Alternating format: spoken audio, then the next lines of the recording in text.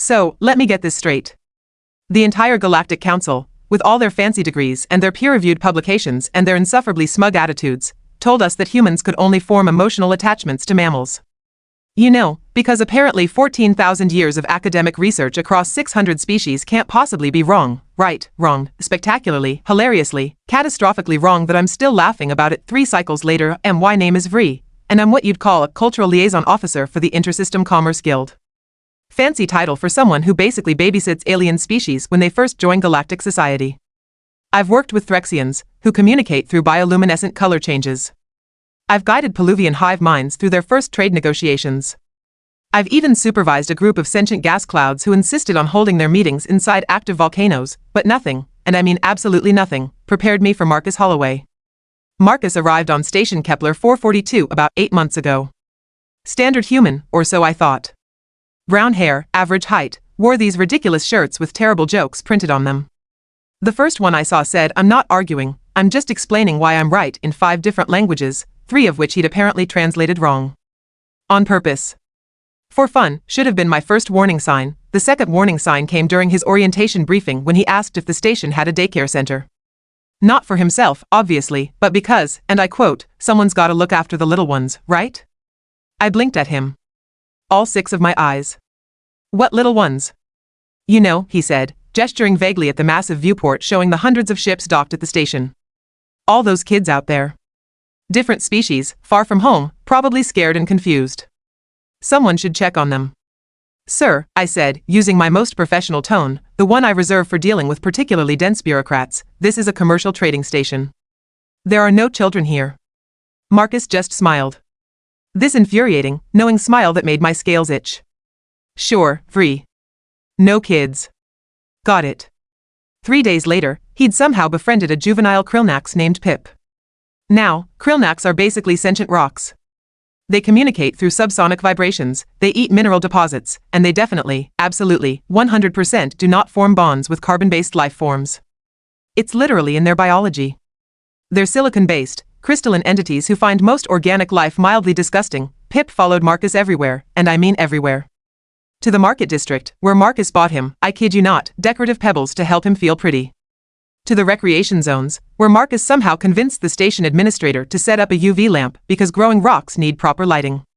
To the waste reclamation center, where Marcus spent 2 hours arguing with engineers about optimal mineral content in the water filtration system. It's for Pip's digestion.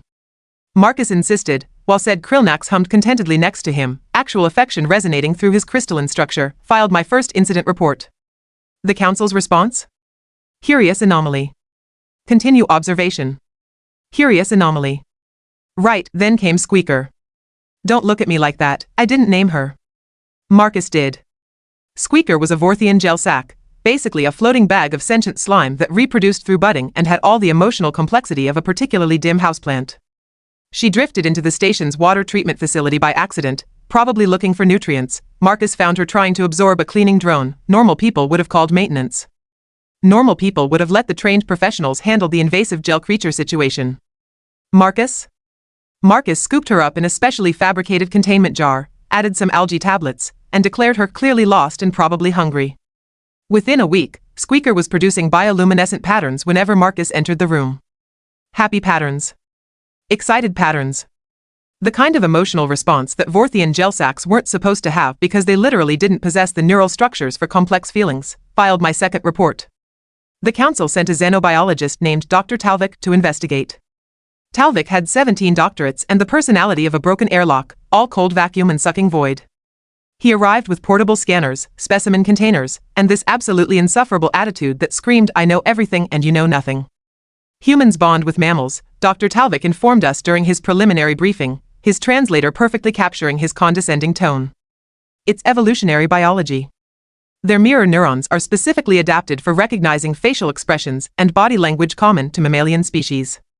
They can feel empathy for creatures with similar biochemistry, similar life cycles, similar social structures. This supposed bonding with silicon-based and amorphous life forms is scientifically impossible.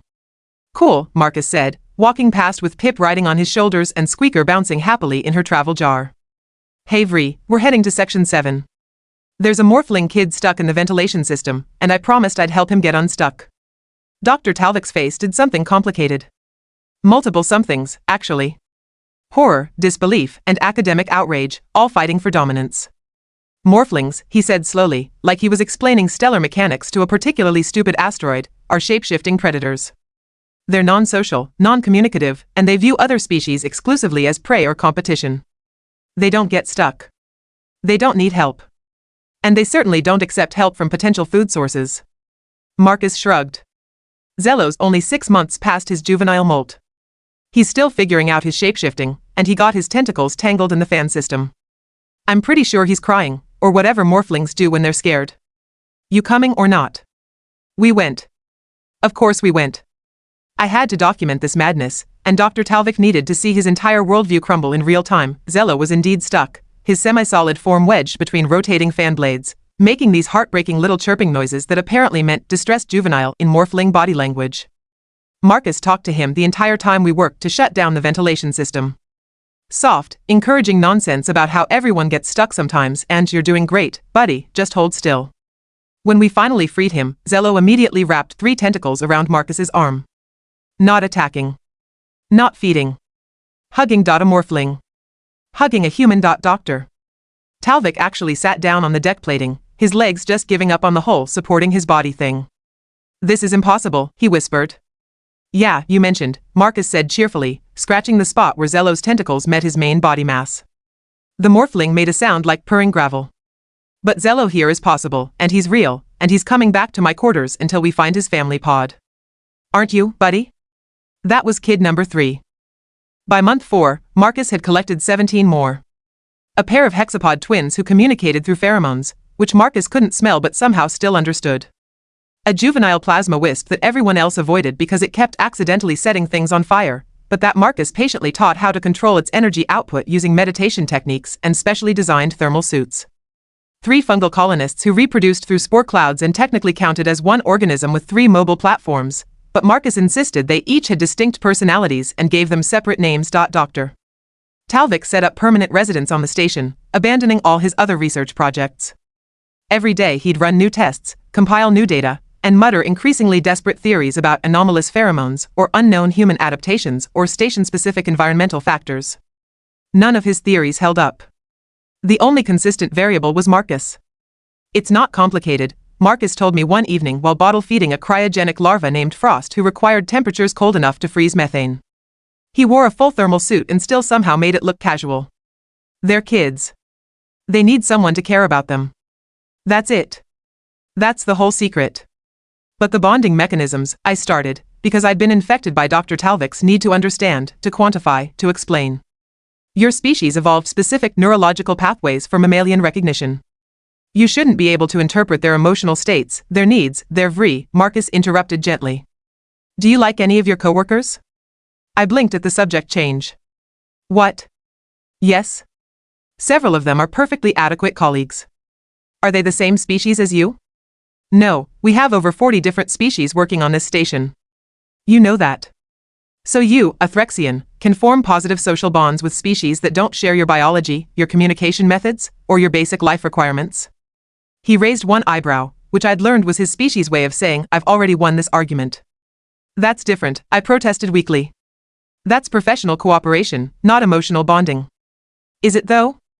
He adjusted Frost's feeding tube, checking the temperature gauge with practiced ease. Because last week you brought Kelton from maintenance his favorite sulfur supplements when he was sick. And you always schedule breaks to match Prill's meditation times even though it messes up your own routine.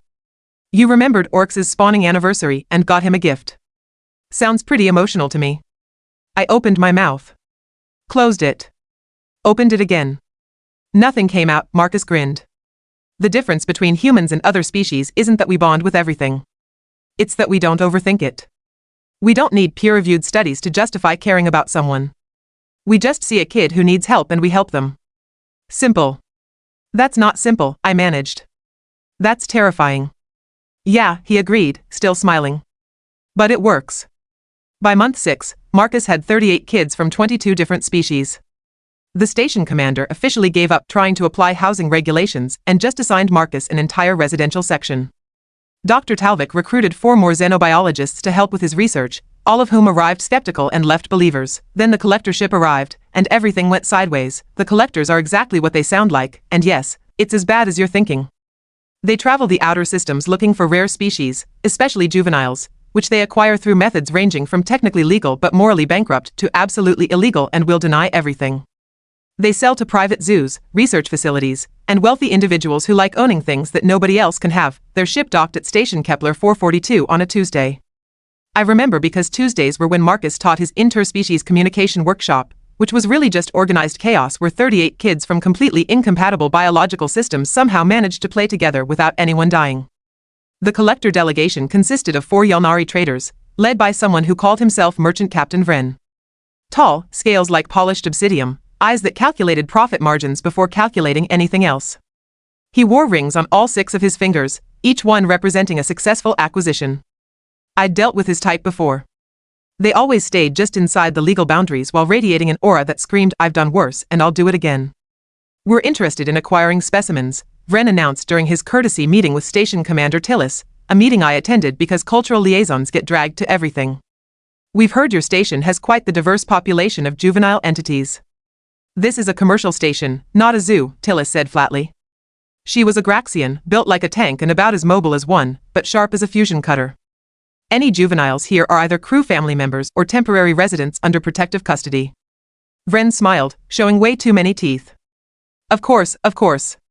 We simply wish to extend offers of adoption to any unclaimed youngsters.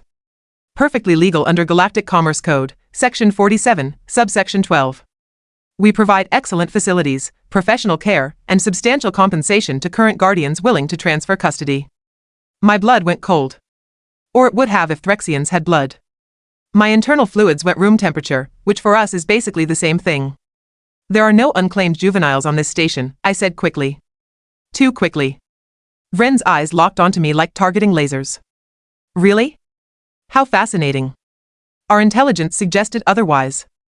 We heard there's a human running an unlicensed childcare facility with over 30 wards from species he has no legal guardianship rights over." He pulled out a data pad, making a show of consulting it. "A Marcus Holloway? No registered family bonds, no official custody documentation, no species-appropriate certification for care provision. According to GCC regulations, those juveniles are technically unclaimed and available for legal acquisition." I wanted to argue. I wanted to explain that laws and regulations and official documentation meant nothing compared to what Marcus actually did, how he actually cared, how those kids thrived under his completely unauthorized and utterly inadequate, by bureaucratic standards, supervision, but Station Commander Tillis held up one massive hand, stopping me. "You want to file acquisition claims, you'll need to follow proper procedures. Submit your documentation to the station legal office. They'll review it." Vren's smile widened. "Already done, Commander. I believe you'll find everything in order." He wasn't wrong. I spent the next 4 hours reviewing their paperwork with our legal team, looking for any loophole, any technical violation, anything that would disqualify their claims. But the collectors were professionals. Every form was perfect, every citation accurate, every legal requirement satisfied. Under Galactic Commerce Code, Marcus had no official standing as a guardian. The juveniles were classified as unattached entities. The collectors had the right to file acquisition claims. And unless someone with legal guardianship standing objected within 48 hours, those claims would automatically approve, ran to Marcus's quarters, probably breaking several speed regulations in the process. I found him in the main common area, which he'd converted into something between a playground and a disaster zone. Pip was building elaborate crystal structures in one corner. Squeaker was playing some kind of game with the hexapod twins that involved bouncing colored lights off different surfaces. Zello had shifted into what looked like a 6-legged puppy and was chasing Frost around the furniture while the cryogenic larva left a trail of ice crystals that 3 of the fungal colonist platforms were carefully collecting. Marcus was in the middle of it all, mediating a dispute between a gravitic floater named Drift and a thermal dweller called Ember, who apparently both wanted to use the same sleeping pod despite having completely incompatible environmental needs. "How about this?" Marcus was saying patiently. "Drift, you get the pod for rest cycle alpha through delta. Ember, you get it for epsilon through theta. We'll adjust the atmospheric controls on a rotation. That way you both get your preferred environment half the time, and you both practice adapting the other half. Life skills, right?" Both kids made noises that indicated reluctant agreement, and Marcus looked up, finally noticing me standing in the doorway having what probably looked like a complete nervous breakdown. "Vri? You okay?" You're doing that thing where your scales flash purple. That's your panic color, right? The collectors are here, I blurted out. They filed acquisition claims. Legal claims. For all of them. The room went quiet. 38 kids from 22 species, all suddenly still, all focused on Marcus with an intensity that should have been impossible across such diverse neural architectures. Marcus's expression didn't change much. His jaw got tighter, his eyes harder, but his voice stayed calm. Okay. What are our options? I explained the legal situation, talking too fast, my words tripping over each other. Official guardianship required species-specific certification, formal family bond registration, or documented biological relation. Marcus had none of those things. The acquisition claims were technically valid. We had 48 hours. So I need to become their legal guardian, Marcus said slowly. In 48 hours. For 22 different species, most of which don't have established protocols for cross-species adoption. It's impossible, I said miserably. The paperwork alone would take months, even if we could find certifying officials for every species, which we can't because half these species don't have representation in this sector. Marcus was quiet for a long moment, looking around at all the kids watching him with trust so absolute it made my cardiovascular system hurt. Then he smiled, and it was the scariest expression I'd ever seen on a human face. Vri, do you remember what I told you about humans not overthinking things? This seems like an excellent time to overthink things, actually. Nope. He stood up, gently moving Pip off his lap and setting Squeaker's jar on a stable surface. We're going with Plan Chaos. I'm good at chaos. The next 47 hours were absolutely insane. Marcus started by contacting every single cultural liaison, diplomatic representative, and species advocate within 3 sectors. He explained the situation in about 90 seconds, then asked one simple question. Does your species have any tradition, any legal precedent, any cultural practice that would recognize me as these kids' guardian?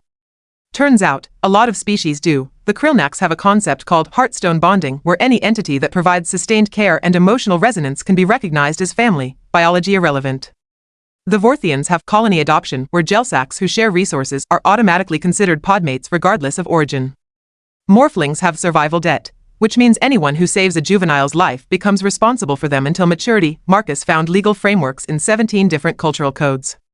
For the 5 species that didn't have anything applicable, he got creative. He convinced the gravitic floater's diplomatic core that Drift's attachment to him constituted a gravity well bond, which was technically a romantic concept but which they agreed could be adapted for parental situations in emergency circumstances.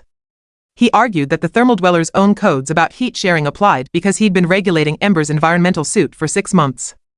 He even managed to get the fungal colonists' hive mind to officially declare him part of their collective consciousness based on sustained nutrient exchange and mutual defense, which was just fancy language for he feeds us and we warn him about danger. Dr. Talvik helped, pulling every academic contact he had, calling in favors from Xeno-Biologists across the galaxy.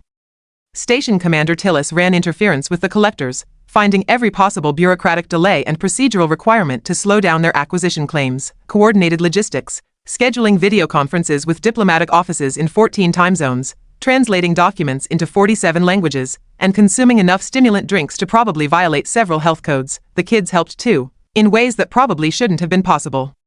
Pip used his crystalline structure to create holographic documents when our printers failed.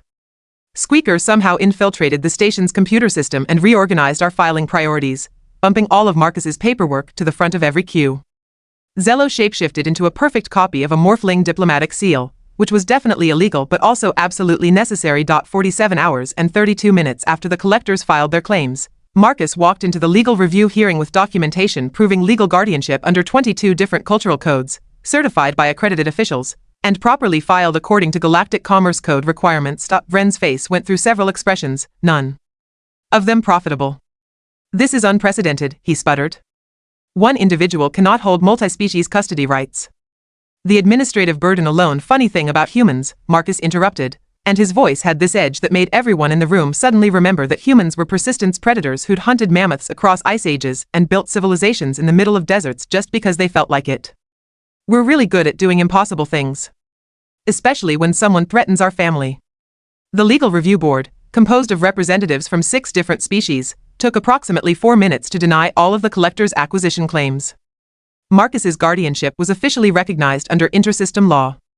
The collectors left the station within an hour, making vague threats about appeals that everyone knew they'd never follow through on because the publicity would be terrible. Dr.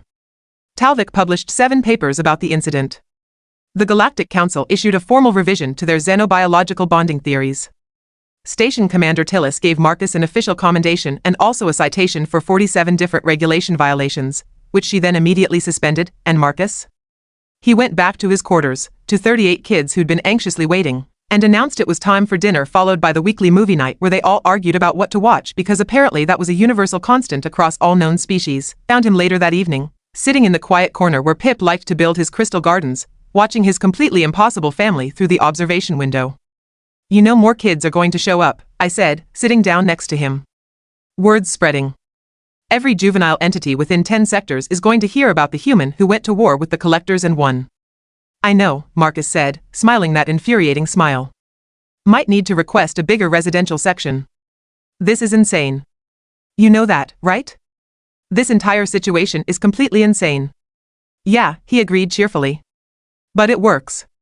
And somehow, impossibly, inexplicably, against every known law of xenobiology and common sense, it did. 3 weeks later, Marcus had 47 adopted alien kids. Dr. Talvik stopped trying to explain it and just started documenting it. I stopped questioning it and started helping.